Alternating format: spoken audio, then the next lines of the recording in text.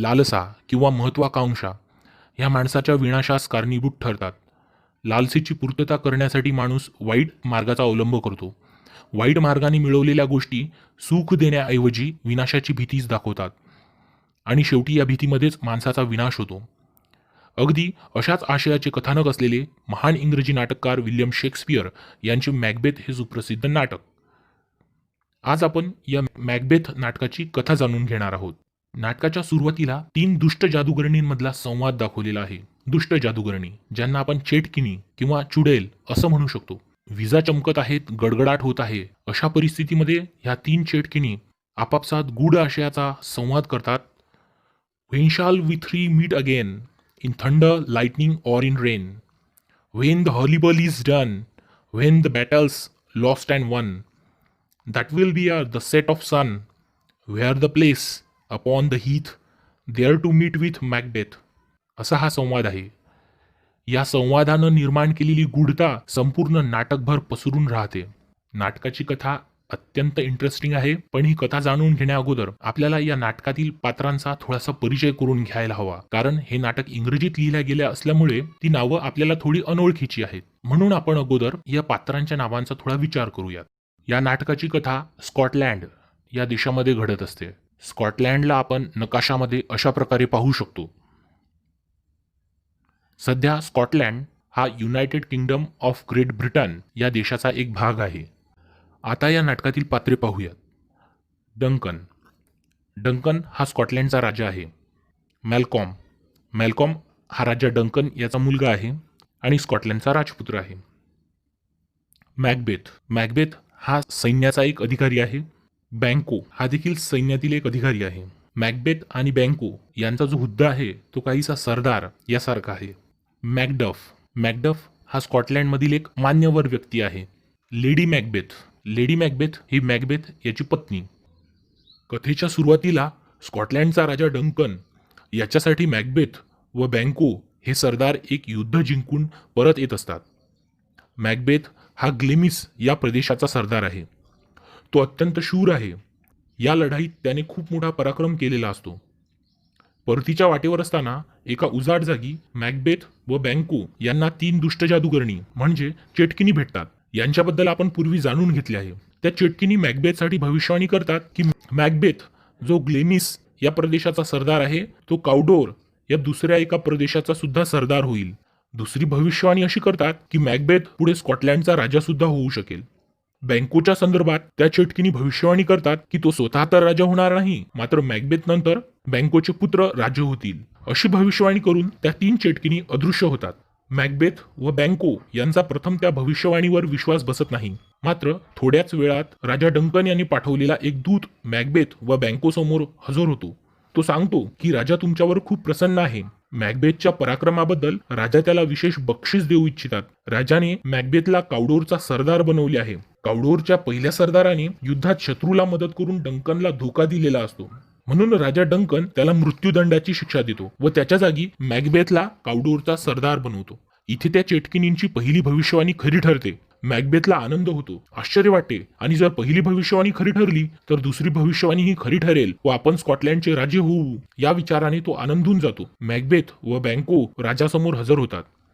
राजा दोघांचाही खूप आदर सत्कार करतो. याच सभेत राजा डंकन जाहीर करतो की त्याच्यानंतर त्याचा मोठा मुलगा मॅलकॉम हा राजा होईल.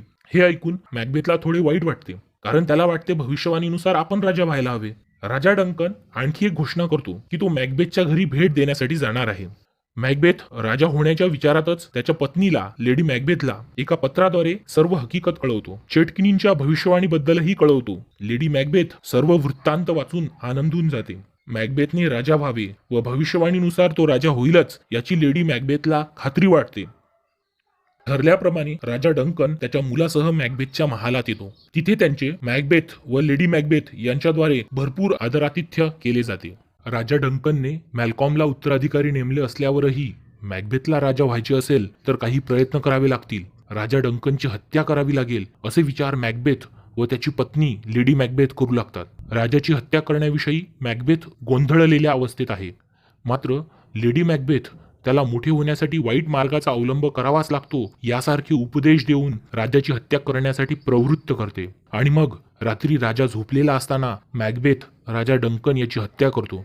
कशाही प्रकारे हत्येचा आळ आपल्यावर येणार नाही अशी योजना मॅकबेथ व लेडी मॅकबेथ करतात. राजाच्या शयनकक्षाचे पहारेदार खुनी ठरवले जातात. राजाचा खून झाला म्हणजे आपला जीवही धोक्यात आहे असे जाणून दोन्ही राजपुत्र म्हणजे मॅल्कॉम आणि त्याचा भाऊ तिथून पळून जातात.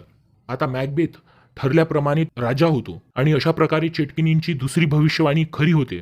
पण मॅकबेथचा सोबती बँको व मॅकडफ नावाचा एक मान्यवर सरदार यांना मॅकबेथनेच राजाचा खून केला आहे असा संशय येत राहतो. मॅकबेथला आता त्या चेटकिनींच्या तिसऱ्या भविष्यवाणीची चिंता सतावत राहते. त्या भविष्यवाणीनुसार मॅकबेथ नंतर बँकोचे पुत्र राजे होणार. आपण राजा होण्यासाठी ज्या मार्गाचा अवलंब केला त्याच मार्गाचा अवलंब करून बँकोचा मुलगा राजा होऊ शकतो. आपण राजा डंकनला मारून राज्य मिळवलं, आता आपल्याला मारून बँकोचा मुलगा राजा होईल ही भीती मॅकबेथला वाटत राहते. म्हणून तो बँको व त्याच्या मुलाला मारण्याचा कट करतो. या कटानुसार मॅकबेथने पाठवलेले हत्यारे बँकोला मारून टाकतात. मात्र बँकोचा मुलगा जीव वाचवून पळून जाण्यात यशस्वी होतो. इकडे महालात मॅकबेथ एक मेजवानी देत असतो. त्यावेळी त्याला बँकोचे भूत दिसल्याचा भास होतो. त्याचे मानसिक स्वास्थ्य थोडेसे बिघडून तो भ्रमिष्ठासारखी बडबड करतो. आता मॅकबेथला स्वतःच्या विनाशाची भीती वाटायला लागते.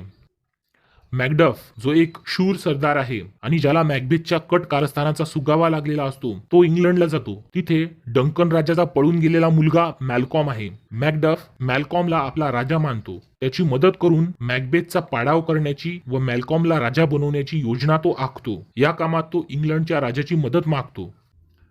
इकडे अत्यंत दडपणात असणारा मॅकबेथ पुन्हा त्या चेटकिनींची भेट घेण्याचे ठरवतो. त्यांना स्वतःच्या भविष्याविषयी विचारतो. त्याला 3 गोष्टी सांगितल्या जातात. पहिली गोष्ट, त्याला मॅकडफ पासून जपून राहावे लागेल. दुसरी गोष्ट, स्त्रीने जन्म दिलेला कोणीही त्याला मारू शकणार नाही. आता सर्वच व्यक्तींना स्त्रीने जन्म दिलेला असल्यामुळे कोणीच मॅकबेथला मारू शकणार नाही असा याचा अर्थ होऊ शकेल. आणि तिसरी गोष्ट, बर्नॅम जंगल जोवर डन्सिनेन टेकड्यापर्यंत चालून येत नाही तोपर्यंत मॅकबेथला काहीच धोका नाही. म्हणजे बर्नॅम नावाचे जंगल जोपर्यंत डन्सिनेन टेकड्यांवर असणाऱ्या मॅकबेथच्या महालापर्यंत चालून येत नाही तोपर्यंत मॅकबेथला काहीच धोका नाही. आता अशा प्रकारची भविष्यवाणी ऐकून मॅकबेथ अधिक उन्मत्त होऊन जातो. कारण या भविष्यवाणीनुसार तो आता अजेय बनला आहे. फक्त मॅकडफ पासून त्याला धोका आहे आणि त्याचा नाश करण्यासाठी तो मॅकडफला पकडण्याचा प्रयत्न करतो. पण तो आधीच इंग्लंडला पळून गेला आहे. मॅकबेथ मारेकरी पाठवून मॅकडफच्या पत्नीला व मुलाला मारून टाकतो. आता स्कॉटलँडच्या इतर सरदारांना सुद्धा मॅकबेथच्या कारस्थानाविषयी शंका येऊ लागते व ते सर्व मॅकडफ व मॅल्कॉम यांना मदत करण्याचा विचार करतात. इकडे महालात लेडी मॅकबेथला आपले हात राजा डंकन याच्या रक्ताने माखले आहेत असे भास होतात आणि अपराधीपणामुळे भ्रमिष्ठावस्थेत तिचा मृत्यू होतो. अधिकाधिक सत्ता मिळवण्याच्या लोभापायी तिचा असा दयनीय मृत्यू होतो.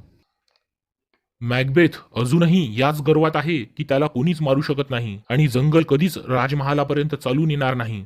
आणि दुसरीकडे जंगलात मॅकडफ मॅल्कॉम हे इंग्लंडच्या राजाची मदत घेऊन मॅकबेथशी युद्ध करण्यासाठी सज्ज झाले आहेत. आपले सैन्यबळ लवकर लक्षात येऊ नये म्हणून ते जंगलातील झाडांच्या मोठमोठ्या फांद्या समोर घेऊन महालाकडे चालून जात आहेत आणि असे वाटत आहे की बर्नॅमचे जंगल मॅकबेथच्या महालाकडे येत आहे. हे पाहून मॅकबेथला थोडा धक्का बसतो. तो युद्धाची तयारी करतो. पण अजूनही तो याच गर्वात आहे की त्याला कोणीच मारू शकत नाही. लढाईत त्याचा मॅकडफशी सामना होतो. मॅकबेथ त्याला तुच्छ लेखत भविष्यवाणी सांगतो की त्याला स्त्रीने जन्म दिलेला कोणीही मारू शकत नाही. यावर मॅकडफ मॅकबेथला सांगतो की त्याला स्त्रीने जन्म दिलेला नाही. त्याच्या आईच्या गर्भाशयाची शस्त्रक्रिया करून त्याला जन्माअगोदरच काढून घेण्यात आले होते असे सांगून मॅकडफ मॅकबेथला मारतो आणि या युद्धात मॅकडफ व मॅल्कॉम यांचा विजय होतो. राजा डंकनचा मुलगा मॅल्कॉम याला राजा बनवले जाते. अशा प्रकारे अत्यंत शूर असलेल्या मॅकबेथचा अतिलालसेमुळे वाईट प्रकारे अंत होतो.